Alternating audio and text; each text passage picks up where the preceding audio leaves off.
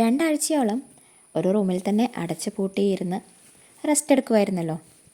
അപ്പോൾ ആ റെസ്റ്റിന് ഒട്ടും സുഖം പോരായിരുന്നു. ഒന്നാമത് ആരെയും കാണാൻ പറ്റില്ല, ആരുമായിട്ട് ഇടപെടാൻ പറ്റില്ല, ഒന്നും പറ്റില്ല. ഈ റൂമും ഞാനും മാത്രം.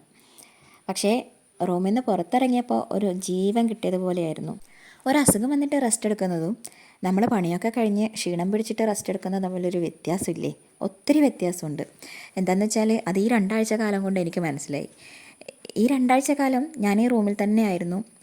വേറൊരു പണി ഉണ്ടായിരുന്നില്ല. ഈ റൂം ക്ലീൻ ചെയ്യും, എൻ്റെ ഡ്രസ്സ് അലക്കും, അങ്ങനെയുള്ള കാര്യങ്ങളല്ലാതെ വേറൊരു പണി എനിക്കുണ്ടായിരുന്നില്ല. കിടന്നിട്ടും ഇരുന്നിട്ടും എല്ലാം മടുത്തു. പക്ഷേ നമ്മളുടെ ജോലികളൊക്കെ ചെയ്ത് എല്ലാ പണികളും കഴിഞ്ഞ് ഒരു ക്ഷീണം പിടിച്ചിട്ടൊക്കെ റെസ്റ്റ് ചെയ്യുമ്പോൾ അതൊരു സുഖം തന്നെയാണ്. നമ്മുടെ ശരീരത്തിനും മനസ്സിനും ഒക്കെ ഒരു റിലാക്സേഷനാണ്. അങ്ങനെ 2 ആഴ്ചത്തെ ഏകാന്തവാസത്തിന് ശേഷം ഞാൻ പുറത്തിറങ്ങി. അയ്യോ, എനിക്കെൻ്റെ ലോകം തിരിച്ചു കിട്ടിയതുപോലെയായിരുന്നു. അപ്പോൾ പിറ്റേന്ന് മുതൽ എനിക്ക് സ്കൂളിൽ പോകണം. അതുകൊണ്ട് തന്നെ രാവിലെ എഴുന്നേറ്റ് വരുമ്പം തന്നെ അടുക്കളയൊക്കെ ഒന്ന് മെസ്സി ആയിട്ട് കാണുന്നത് ഒരു നെഗറ്റീവ് ഫീലിംഗ് ആണ്. അപ്പോൾ രാത്രിയിൽ ഇത്തിരി ഒന്ന് വൃത്തിയൊക്കെ ആക്കിയിട്ട് കിടക്കാമെന്നൊക്കെ വിചാരിച്ചു. അങ്ങനെ അടുക്കളയിൽ കുറച്ച് മല്ലിയും മുളകും ഒക്കെ ഡബയിലാക്കി ഇടാനൊക്കെ ഉണ്ടായിരുന്നു. അതൊക്കെ എടുത്ത് വെച്ചു. എന്നിട്ട് മേശയും ഒക്കെ ഒന്ന് തുടച്ച് വൃത്തിയാക്കി, പാത്രങ്ങളൊക്കെ കുറച്ച് കഴുകാനുണ്ടായിരുന്നു. അതുമൊക്കെ ചെയ്തിട്ട് അങ്ങനെ അടുക്കളയുടെ ഭാഗം മാത്രം നോക്കി. ഈ ചിക്കൻ പോക്സ് വന്നതിന് ശേഷം നമുക്ക് ആദ്യത്തെ ആ ഒരു എനർജി കിട്ടുന്നില്ല. കുറച്ച് ഉൾശക്തിയൊക്കെ കുറഞ്ഞതുപോലെയാണുള്ളത്. കുറച്ച് എന്തെങ്കിലുമൊക്കെ ചെയ്യുമ്പോഴത്തേക്കും ഇങ്ങനെ വല്ലാതെ ക്ഷീണം പിടിക്കുന്നത് പോലെ. അപ്പോൾ ഞാൻ കരുതി എല്ലാം ഒന്നും ഒറ്റ ദിവസം കൊണ്ട് തന്നെ വൃത്തിയാക്കാൻ നിൽക്കുന്നില്ല, ഓരോ ദിവസം ഓരോ ഭാഗം വൃത്തിയാക്കാമെന്ന് കരുതി. അപ്പോൾ അങ്ങനെ ഇന്ന് അടുക്കളയുടെ ഭാഗം നോക്കി. ഇനി നാളെ വർക്ക് ഏരിയയും കാര്യങ്ങളും ഒക്കെ നോക്കാമെന്നാണ് വിചാരിച്ചത്. അങ്ങനെ ഓരോ ദിവസങ്ങളായിട്ട് ഓരോ പണികൾ തീർക്കാമെന്നാണ് ഞാൻ വിചാരിച്ചത്.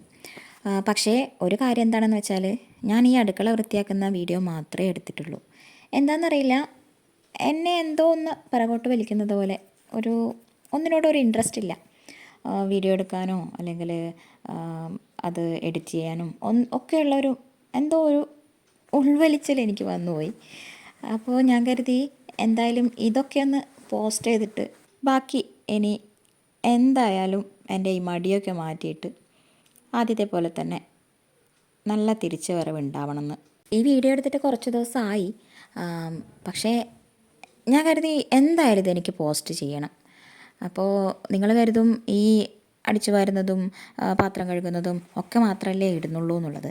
പക്ഷേ നമ്മൾ ചെയ്യുന്ന കാര്യങ്ങൾ അത് മറ്റൊരാൾക്ക് മോട്ടിവേഷൻ ആവുന്നുണ്ടെങ്കിൽ അത് നല്ലൊരു കാര്യമല്ലേ. ഇപ്പോൾ നമ്മൾ ക്ലീൻ ചെയ്യുന്നത് പോലെ മറ്റുള്ളവർക്ക്, ഇപ്പോൾ അടുക്കി പെറുക്കി വെക്കാൻ അറിയാത്തവർക്ക് നമ്മൾ ചെയ്യുന്നതൊക്കെ കാണുമ്പോൾ അതുപോലെ ചെയ്യണം എന്നൊരു തോന്നൽ വന്നാൽ അത് നല്ലൊരു കാര്യമല്ലേ.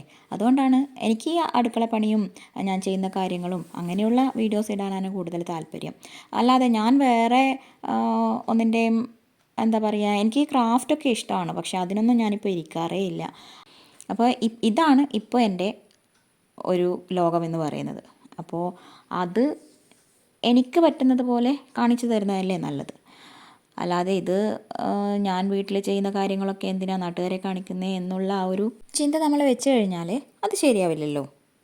നമ്മളെ കൊണ്ട് മറ്റുള്ളവർക്ക് എന്തെങ്കിലും ഒരു ഉപകാരം ഉണ്ടാകുന്നുണ്ടെങ്കിൽ ഉണ്ടായിക്കോട്ടെ എന്ന് മാത്രമേ ഞാൻ കരുതുന്നുള്ളൂ. അപ്പോൾ എൻ്റെ വീഡിയോ കണ്ടിട്ട് ആർക്കെങ്കിലും എന്തെങ്കിലുമൊക്കെ ഒന്ന് ചെയ്യണം എന്നോ ഒക്കെ തോന്നുന്നുണ്ടെങ്കിൽ അത് നല്ല കാര്യമായിട്ടാണ് എനിക്ക് തോന്നുന്നത്. അടുക്കളപ്പണിയിൽ ഞാൻ പെർഫെക്റ്റ് ആണ് എന്നല്ല പറഞ്ഞത്. എന്നെക്കാളും നന്നായിട്ട് ചെയ്യുന്ന ആൾക്കാരുണ്ടാവും. അപ്പോൾ ഞാൻ ചെയ്യുന്നത് മറ്റുള്ളവർക്ക് നല്ലതായി തോന്നുന്നുണ്ടെങ്കിൽ, അത് ഫോളോ ചെയ്യുന്നുണ്ടെങ്കിൽ അതൊക്കെ എനിക്ക് ഒത്തിരി സന്തോഷമാണ്. അങ്ങനെ അടുക്കളയുടെ ക്ലീനിങ് ഒക്കെ കഴിഞ്ഞു. എല്ലാവരും എൻ്റെ വീഡിയോ സപ്പോർട്ട് ചെയ്യണേ.